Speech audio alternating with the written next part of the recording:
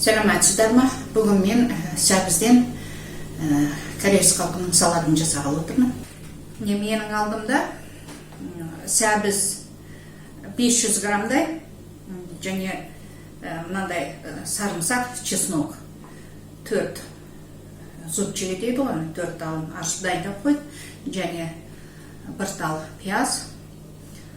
Сонымен қатар бізге керек болады 50 граммдай сұйық май, жарты чай қасық тұз, 1 чай қасық кориандр, 1 чай қасық қант, және 1 чай қасық қызыл бұрыш. Енді қызыл бұрышты өздеріңіздің қалауларыңыз бойынша саласыздар.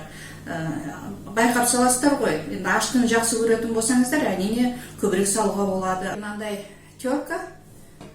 Осыдан сәбізімізді өткізіп аламыз. Міне сәбізімізді теркадан өткізіп дайындап алдық.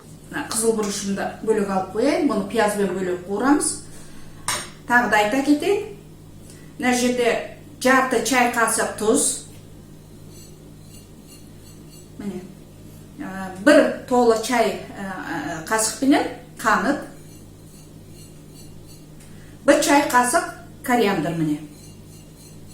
Араластырған кезде қатты мұжып араластырудың қажет жоқ.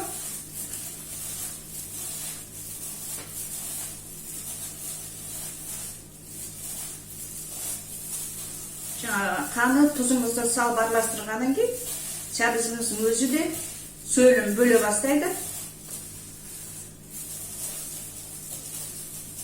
Араластырып алдық. Енді бұны тұра берсін. Қазір пиязымызды турап, жаңағы 50 грамм майымызға пиязымызды қуырып аламыз.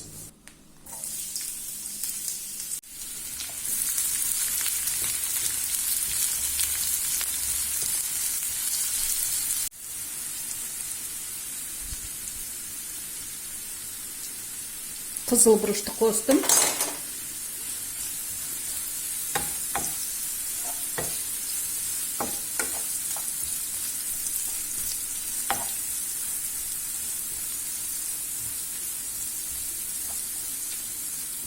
Пиязымызды қатты қуырудың қажет жоқ.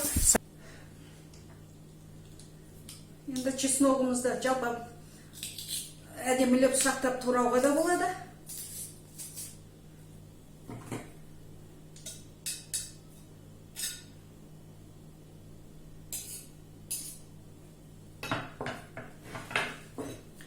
Енді міне жарты чай қасық қара бұрышты қосып жіберем. Жаңағы пиязымызды